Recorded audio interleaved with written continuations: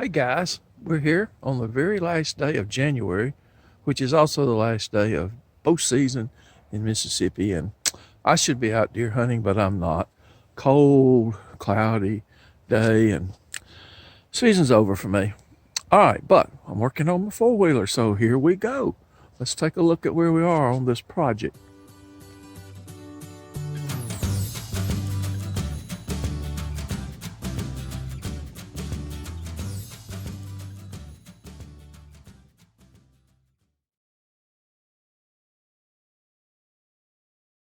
Okay, I got the four-wheeler home. We did our mechanical work on it. Cranks and runs like a charm. Now we're starting on doing appearance and body work. That's going to take a while. What I have here is the back bracket, I guess you'd say, that I think held the tail light and some other things. It's supposed to go on here. And I took a grinder, sander, and grinder and knocked off all the rust that I could possibly get off of it. Cleaned it with some acetone, let all that dry out, and put some Rust-Oleum rusty metal primer on it. Now this rusty metal primer does an exceptionally good job of stopping rust and sealing it out. I have used it on many applications. And there's a little spot where some of the primer's bleeding through. I've got to do some more touch-up work on that, I guess, with the spray can. And I've just sprayed a first coat over the rack with my rattle can. What I'm using here is Krylon Fusion all-in-one paint and primer, glossy black. And we're going to spray a little bit right here to touch up these points that I have not done too good on right here. Seemed like I saw another one or two as we were walking around. Maybe a little bit right in there. Here's some over here. You like my paint rack? Really works good. Now, not perfect, but this is a farm machine going on Trahan Creek Farms. So this is not designed to be a showcase going in a ATV show or on competition or anything else. It's just designed to stop the rust, get a good coat of paint on it, make it look halfway decent. And that's all we're doing here. But we will let this dry overnight and hit it with probably a second coat tomorrow and quit right there. And then we'll be on to the other racks and parts of the bike soon. Thanks for joining me. I'll see you on the next segment. Hey guys, it's late afternoon. I'm checking on my paint work on the four-wheeler project. So let's take a look at where we stand right now. This is a tutorial of sorts. Just show you what I'm doing. We got a lot of rusty bolts and rusty parts. I have taken these are actually after being cleaned. I just clean them with a wire brush, just brush off all the rust that I possibly can get off of them. And I don't worry if there's a little bit left, because what we're using now is Rust-Oleum rusty metal primer. And we're just gonna give these a light coating here. We'll let that primer set up, and then we'll come back and we'll overcoat it with the gloss black Krylon. And this is what the final result will look like right here. This is actually two bolts that we have cleaned, more or less. I may touch that one up. Looks like it needs another little squirt on the head part. It's right there that didn't get done real well. But anyway, two bolts more or less ready to go into the machine. Let's take a look at the actual process here.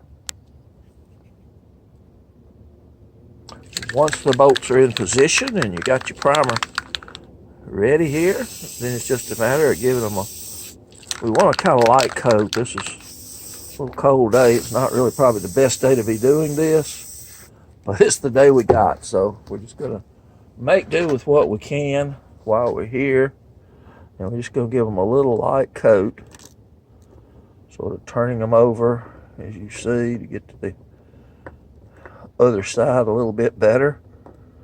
This does not work perfectly. Not saying this is going to work perfectly for you. Just saying get it done the best you can. Get you a coat on there. That's the main thing. Try it from different directions. Roll it a time or two. Like I say, will not be perfect. Don't expect perfection. That may be asking more than you're going to get. But at least get some metal primer on it. And this will set up, and they'll be brown. We'll let these all dry. Then we'll come back and put the black on them, as you saw the outcome for the bolts there that we've already done. All right, let's go take a look at the actual part. And here we have here the second coat put on this particular part. Now, this is a freestanding outdoor paint booth, and as I say, this is not what you would paint with professionally, but that isn't what we're doing. We're doing a farm machine, a working farm machine. This is what this four-wheeler is going to be, not a show vehicle. So all we want to do is get as much rust as we can off of parts, put a rusty metal coat primer on it to stop the additional rust, put a couple of coats of paint on it to protect it going forwards, reassemble it, and work with the machine. That's it. We're just protecting the equipment. That's all we're doing here. So we'll let this dry for a while. I'll take it inside tonight so it doesn't freeze. But anyway, let this dry, and then this piece will be ready to reassemble on the bike. Hi guys, it's a cold Sunday afternoon, and I have put a little time into working on the four-wheeler project, so here's where I am. Let's take a look. Yesterday, I pulled the headlight off the cover, lens cover off, 2 screws, one right here, and then you can got a couple clips. You can work a headlight lens assembly and so forth out, and this is what the inside of your electrical looks like in the headlight. Now what my problem was is right here, if you look right there, that is the neutral light boot coming up to the top, which you can probably see right there where my finger is. That's the green neutral light. It was out, bulb burnt out, of course. And I've checked all these connectors while I'm in here. They're all good and solid here and here and here. And I also checked the headlight bulb. This is a 45 watt, 12 volt bulb, just a standard incandescent bulb basically. And I'm going to try to get me an LED bulb that'll fit that and change that out. But for the time being, it's a good bulb and it runs. So it's back in there for today. When you do put bulbs in, by the way, if you don't use this product, you should get it at any auto parts store. It's just bulb grease. Just like that. You just wrap it around the base of your bulbs as you put the replacements back in. It'll help avoid corrosion, which you definitely need to do. So this one went back in here just like that, and they turn way back up in there. All the wiring goes in, and I'm about to put this back together. Crank this sucker up. The neutral light, if you just want to see it. Now that we've got a good bulb in it, this is all you got to do.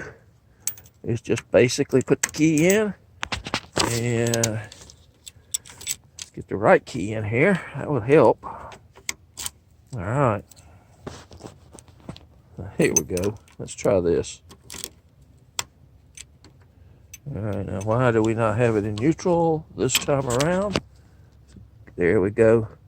It's not making good connection there. I got to check that out. All right, but it is glowing. Maybe you can see it there. As to why it's not making real good solid connection and keeping that connection. I don't need that to bounce in and out. I think that might be better. Just wasn't up in there good. Okay, now anyway, let's put this back together.